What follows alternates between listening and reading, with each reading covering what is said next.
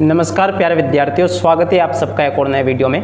तो प्यारे विद्यार्थियों, आखिरकार रुक जाना नहीं परीक्षा 2024 का आपका कक्षा 10वीं का और 12वीं का रिजल्ट आ चुका है। अब ऐसे में बहुत सारे बच्चे तो ऐसे हैं जो कि पास हो चुके हैं और उनको अगली कक्षा में एडमिशन मिल जाएगा, मगर इनमें से अधिकतर बच्चे ऐसे भी हैं जो कि फेल हो गए हैं एक या फिर दो विषय में। तो आइए जानते हैं कि अगर आप लोग रुक जाना नहीं की परीक्षाओं में फेल हो गए हो तो फिर आपको आगे क्या करना है। जी हाँ प्यारे विद्यार्थियों, आप सब लोगों को पता है कि कक्षा 10वीं में अगर आपके दो विषय में आप फेल हो गए होंगे रुक जाना नहीं में, तो आपको दोबारा परीक्षा देनी पड़ेगी, या फिर आप लोग कक्षा 12वीं में एक विषय में फेल होंगे तो भी आपको आगे रुक जाना नहीं की परीक्षा दोबारा से देनी पड़ेगी।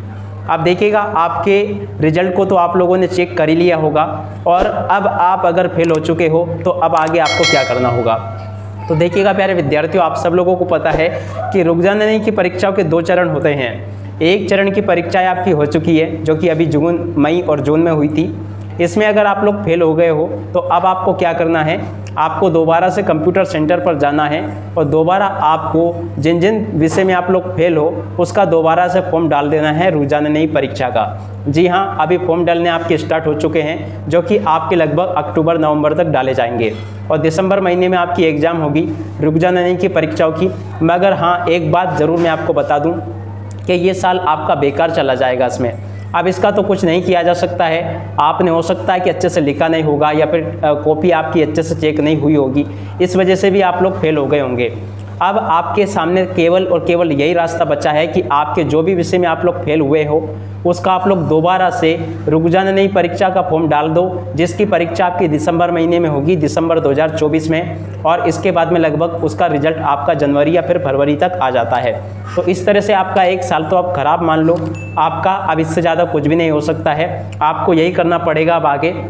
या तो आप लोग ये कर सकते हो कि आप लोग रुक जाना नहीं कि जो आपकी परीक्षा में जिन विषय में भी आप लोग फेल हुए हो, जैसे एक विषय आपका या दो विषय है, उनका दोबारा से आप लोग फॉर्म डाल दीजिएगा और अब आगे आप लोग उसी विषय की अच्छे से तैयारी करें। आप लोग आसानी से अब दिसंबर महीने की जो परीक्षा होगी उसमें पास हो जाओगे, क्योंकि आप अकेले ऐसे ही नहीं हो कि जो सिर्फ आपको ही फेल किया गया है। लगभग इस बार आपका जो रुक जाना नहीं परीक्षाओं का रिजल्ट है वो भी लगभग 50% या 43% के आसपास रहा है। लगभग ये समझिए आप कि आप में से 50% बच्चे फेल हो गए हैं। केवल अकेले आप नहीं हो, जितने भी बच्चों ने रुक जाना नहीं की परीक्षा दी थी उनमें से केवल और केवल आधे ही बच्चे पास हो पाए हैं। तो अब आपको इस बात को ज़्यादा चिंता नहीं करनी है कि हम ही फेल क्यों हुए।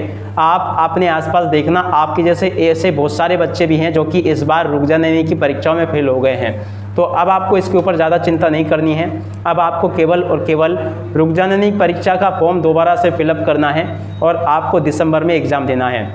अब आपको ये करना है, जैसे कि कोई कक्षा 10वीं में है, 10वीं में दो विषय में अगर आप फेल होंगे तो आपको फेल माना गया है, और कक्षा 12वीं में अगर आप होंगे तो एक विषय में अगर आप होंगे तो आपको फेल माना गया है। अब आपको क्या करना है, कक्षा 10वीं वाले को मैं सलाह देना चाहूँगा कि आपका जो भी विषय हो, अधिकतर बच्चे मुझे पता गणित में, अंग्रेजी में या फिर विज्ञान में फेल हुए होंगे।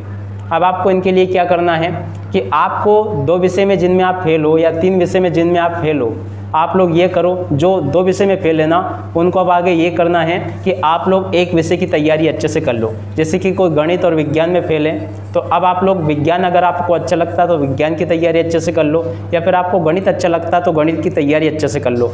इस प्रकार से आप लोग एक विषय को आसानी से निकाल पाओगे। और जो बच्चे ऐसे हैं जो कि कक्षा 10वीं में अब भी तीन विषय में फेल हो गए हैं तो उनमें से कोई भी दो विषय की तैयारी आप लोग अच्छे से कर लो। इससे ये होगा कि एक तो आपकी समय की भी बचत हो जाएगी और दूसरी बात ये है कि आप लोग अच्छे से तैयारी भी कर पाओगे। अब देखो, फेल होने का सबसे बड़ा कारण ये भी हो सकता है कि जैसे आपका रिजल्ट आया था और आपके फॉर्म डालना स्टार्ट हो गए थे और आपने फॉर्म डाल के मात्र एक महीने के भीतर ही आपकी परीक्षा ले ली गई, तो एक तो बड़ा कारण ये भी है। मगर देखो, अब जो रुक जाने नहीं क्या द्वितीय चरण होगा, यानी कि दिसंबर वाली जो परीक्षा होगी ना, इसमें आपको काफ़ी समय मिल जाएगा। आप लोग आसानी से, देखो अभी मैं आपको बताता हूँ, अभी जुलाई चल रहा है, आपके पास में अगस्त है, सितंबर है, अक्टूबर है, नवंबर है और इसके साथ साथ में दिसंबर भी अगर आप जोड़े तो 5 महीने का समय है। 5 महीने में तो आप लोग आसानी से पढ़कर पास हो जाओगे। तो अब मैं आपको यही सलाह दूंगा कि पहले तो आप लोग रुक जाना नहीं का फॉर्म डाल दो और इसके बाद में अच्छे से तैयारी करो घर पर। और मेरी तरफ से आप सभी को आपकी जो आगामी परीक्षा है दिसंबर में जो होगी उसके लिए बेस्ट ऑफ लक। अब इस वीडियो को यहीं पर पूरा करते हैं। नमस्कार, जय हिंद, जय भारत।